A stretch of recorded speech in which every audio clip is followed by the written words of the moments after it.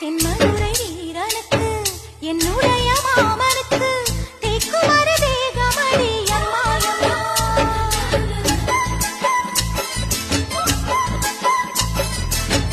மாமன் பெற்ற பெண்ணுனக்கு மையெழுதும் கண் எதுக்கு என்னை வந்து கொல்லுதடி எம்மாயம்மா.